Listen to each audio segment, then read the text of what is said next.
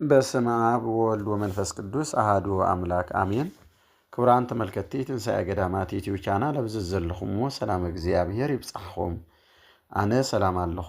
ሕዚ እውን ናፍቲ ናይ ጎይታና መድሓኒትና ኢየሱስ ክርስቶስ ግርፋት እናዘከርና እናሰገድና በረከት እንረኽበሉ ሰሙን ሕማማት ዕለተ ሰሉስ እንኳዕ ብሰላም ኣብፅሐኩም ኣብፅሕና። ዕለተ ሰሉስ ኣብ ሰሙን ሕማማት ብምንታይ መልክዕ ትኽበር እንታይ ዝተገበረላ ኸእያ? ዕለተ ሰሉስ ሰሉስ ሕማማት ጥበብን ትምህርትን። ሰሉስ ሕማማት ወይ ከዓ ናይ ሰሙን ሕማማት ዕለተ ሰሉስ ጥበብ ዝተገለጸላ ዕለት ተባሂላ ትፍለጥ። እዛ ዕለት እዚኣ ጎይታናን መድሓኒትናን ኢየሱስ ክርስቶስ ኣብ ቤተ መቅደስ ምስ ጸሓፍትን ፈሪሳውያንን ብሰፊሑ ዝተማጎተሉን ብጥበቡ ድማ ንናይ ኣይሁዳውያን ሽርሕን ተንኮልን ዝሰዓረሉን ከምኡውን ንጥፍኣት ኢየሩሳሌም ንምጽኣቱን ምልክታቱን ዝገለጸሉን ዕለት እዩ። ኣብዚ ዕለት እዚ ፈሪሳውያን ብተንኮል ዘቕረብዎ ሕቶታትን ጎይታ ዝሃቦ መልስን ምስጢሩን ከምዚ ዝስዕብ ኣቕሪበልኩም ኣለኹ። ቀዳማይ ሕቶ ስልጣን። ፈሪሳውያንን ዓበይቲ ካህናትን ናብ ጎይታ ቀሪቦም እዚ ነገር እዚ ብምንታይ ስልጣን ትገብርዋ ኣለኻ በልዎ። እዚ ስልጣን ዚኸ መን ሃበካ ኢሎም ደጊሞም ሓተትዎ። ማቴዎስ 21 ቁፅሪ 23።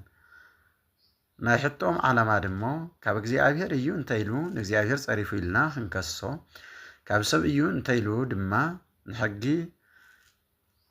ንምኽሳስ ናብ ሕጊ ኸሲስና ንኽነቕርቦ ነበረ። መልሲ ጎይታ ድማ ከምዚ ይብል፣ ኣነ እውን ሓንቲ ሕቶ ክሓተኩም ኢሉ ጠየቖም። ንሳቶም እንሳ እንተነገርኩምኒ ኣነ እውን እዚ ብምንታይ ስልጣን ከም ዝገብሮ ክነግረኩም እየ በሎም። ከምዚ ድማ በሎም፣ ጥምቀት ዮሃንስ ካብ ሰማይ ዶ ነበረ ወይስ ካብ ሰብ በሎም። ምስጢሩን ትምህርቱን ነዚ ሕቶ እዚ ነዚ መልሲ እዚ ፈሪሳውያን ካብ ሰማይ እንተበሉ ስለምንታይ ደኣ ዘይኣመንኩምሉ ከይብሎም ፈርሑ። ካብ ሰብ እንተበሉ ድማ ህዝቢ ንዮሃንስ ከም ነቢይ ስለ ዝርእይዎ ካብ ሰብ እዩ ከይብልዎ ፈርሑ። ስለዚ ናይ መጨረሽታ መልሶም ኣይንፈልጥን በሉ። ጎይታ ድማ ጥበቡን ኣምላኽነቱን ገለጸ። ጥበቡን ኣምላኽነቱን ክገልጽ እንተሎ ደሞ ነቶም ክግለጾም ዝግባእ እዩ። ትምህርቱ ናይዚ ጥያቄ ኣብዚ ውሽጢ እዚ ዘኒሄ ትምህርቲ ንዘይኣምን ተንኮለኛ ልቢ ምስጢር ኣይገልጽን ማለት እዩ። ካልኣይ ሕቶ ግብሪ ነበረ። ፈሪሳውያን ምስ ደቀ መዛሙርቲ ሄሮድስ ኮይኖም ንቄሳር ግብሪ ምግባር ተፈቒዱ ኣሎ ዶ ወይስ ኣይተፈቐደን ኢሎም ብተንኮል ሓተትዎ። ማቴዎስ 22 ቁፅሪ 17። ግብሪ ሃቡ እንተበለ ጸላኢ ህዝቢ ኢልና ክንከሶ፣ ኣይተሃቡ እንተበለ ድማ ዓላዊ ኣንጻር መንግስቲ ቄሳር ዝተላዓለ ኢልና ክንከሶ ንምባል ነበረ። መልሲ ጎይታ ሕዚ እውን ከምዚ ይበለ፣ ናይ ግብሪ ቅርሺ ኣርእዩኒ በሎም። ምስ ኣርኣይዎ ድማ እዛ መልክዕ እዚኣን እዚ ጽሕፈት እዚ ናይ መን እያ በሎም። ንሳቶም ድማ ናይ ቄሳር በልዎ። ሽዑ ጎይታ እምበኣር ናይ ቄሳር ንቄሳር ናይ እግዚኣብሔር ድማ ንእግዚኣብሔር ሃብዎ በሎም። ምስጢሩን ትምህርቱን ድማ ከምዚ ማለት እዩ። ሰብ ክልተ ግዴታታት ኣለውዎ።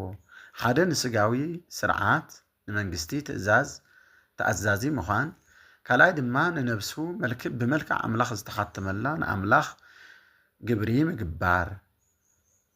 ትምህርቱ ክርስትና ስነ ስርዓት ዘለዎ እምነት እምበር ንዓለማዊ ስርዓት ብኸንቱ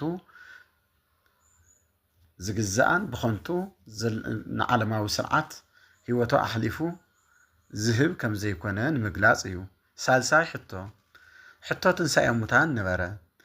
ትንሣኤ የለን ዝብሉ ሰዱቃውያን ቀሪቦም ሓደ ሰብኣይ ሰበይቲ ኣውሲቡ ውሉድ ከሓደገ እንተሞተ ሓው ነታ ሰበይቱ ኣውሲቡ ንሓው ዘርኢ የተስኣሉ ዝብል ሕጊ ሙሴ ጠቂሶም 7 ኣሕዋት ተኸታቲሎም ንሓንቲ ሰበይቲ እንተኣውሲዎምዋ ኣብ መዓልቲ ትንሣኤ እዛ ሰበይቲ እዚኣ ካብቶም 7 ናይ መንኦም ሰበይቲ ክትከውን እያ ኢሎም ብተንኮል ሓተትዎ። ማቴዎስ 22 ቁፅሪ 23 ክሳብ 28 መልሲ ጎይታና መድሓኒትና ኢየሱስ ክርስቶስ መጽሓፍትን ሓይሊ ኣምላኽን ስለ ዘይትፈልጡ ትስሕቱ ኣለኹም። ብትንሣኤስ ከም መላእኽቲ ኣምላኽ ኣብ ሰማይ እዮም እምበር ኣይዋሰውን ኣይመራዓውን እዮም በሎም። ወስቲኹ ድማ ኣነ ኣምላኽ ኣብርሃም ኣምላክ ይስሐቅ ኣምላክ ያዕቆብ እየ ዝብል ቃል ብምጥቃስ ኣምላኽ ናይ ሕያዋን እምበር ናይ ሙታን ኣምላኽ ከም ዘይኮነ ኣርድኦም። ምስጢርን ትምህርቱን ድማ ከምዚ ማለት እዩ። ኣብ መንግስተ ሰማያት ዝምድና ስጋዊ ዘይኮነስ መንፈሳዊ እዩ ዘሎ። ትምህርቱ ድማ ከምዚ ማለት እዩ። ትንሣኤ ሙታን ሓቂ ምዃንን ህይወት ድሕሪ ሞት ከም ዘሎን የርድእ። ቀንዲ ትምህርትታት ዕለተ ሰሉስ ንቕሓት ጎይታ ብዛዕባ 10 ደናግል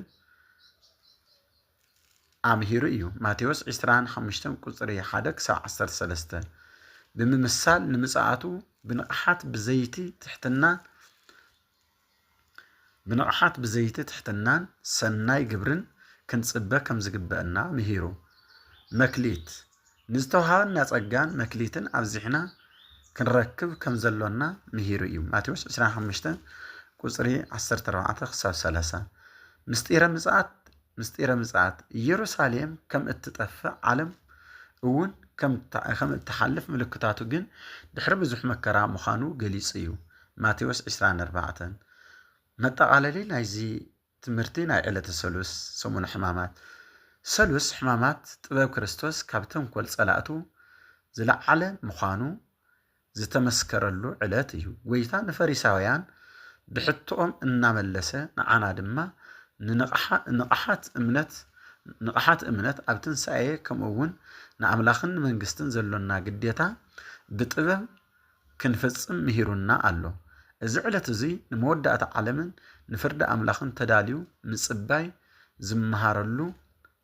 እንመሃረሉ ዓብይ መዓልቲ እዩ።